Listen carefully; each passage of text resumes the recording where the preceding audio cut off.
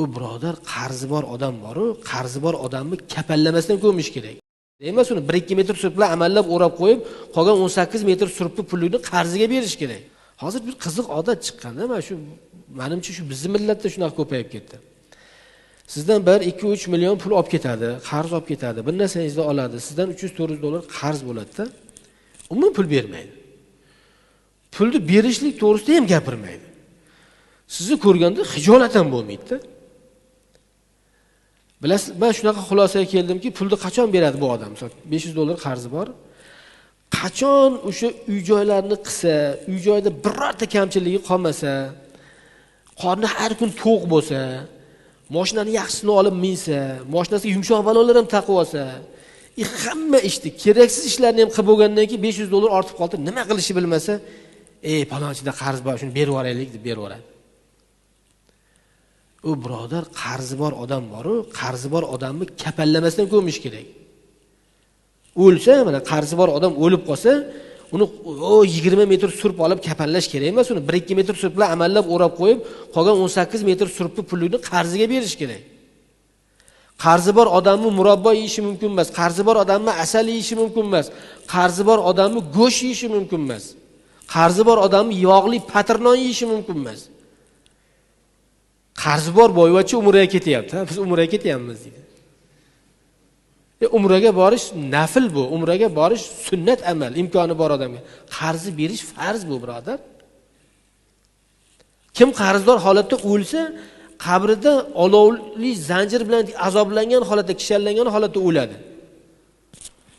Umraga bormay o'lsa, odam qabrida azoblanmaydi. Birovda haqqini olib qarzini bermagan odam azobda o'lar ekan, azobda yotar ekan qabrida. Toki orqasida qolgan odamlar qarzini to'lamaguncha. Qarzdor odam o'lganda qarz bergan odam kelib o'ligini ko'mdirmaslikka haqqi bor. Buni ko'mmay turinglar buni. Mendan 10 million qarzi bor buni. Merosidan beringlar. Merosxo'rlardan olib beringlar yoki kimdir bo'yniga olsin. Menga 10 million pulni beraman deb kimdir bo'yniga olsin. Bo'lmasa ko'mmaylar buni, ko'mib yormaylar deyishga haqqi bor kerak bo'lsa. Bu qarz o'yinchoq narsa emas, birov. Juda ham oddiy hol bo'lib qoldi. Qarz olib bermay ketish, qarz olib bermay yurish juda ham oddiy hol bo'lib qoldi. Bu holiga voy bunaqa odamlarni. 10 million qarz olgansiz mendan? Oyda oxirida berish kerakmidi? Bermadingizmi? Siz menga nisbatan zulm qilgan bo'lasiz. Siz o'z-o'zidan zolim bo'lasiz. Men sizdan zulm ko'rgan mazlum bo'laman. Sizni haqqingizga duoibat qilsam, duoibatim aniq o'tadi. Hayotda ham ko'ryapsizlarmi shu narsani? Shuning uchun bizning tijoratimiz yurmayapti. Kofirlarning tijoratini ko'ring, 1 sent o'tsa, o'zi 100 ming dollardan oshiqli mol olayotgan bo'lsangiz, 56 sent o'tib ketsa yoqqa qaytarib beradi. Qo'yaveraylik, bu seni haqqing deydi. 38 sent menga o'tib ketsa qaytarib oladi so'rab. U meni haqqim u deydi. Mana shu o'zi aslida. Shuning uchun ularning iqtisodi rivojlanib ketyapti. O'zingizni iqtisodingiz bilan solishtirsangiz, esiz chiqib ketadi ular iqtisodi. Karillab tijoratchiman, paloniyman, pistoniyman degan odamni ko'ring.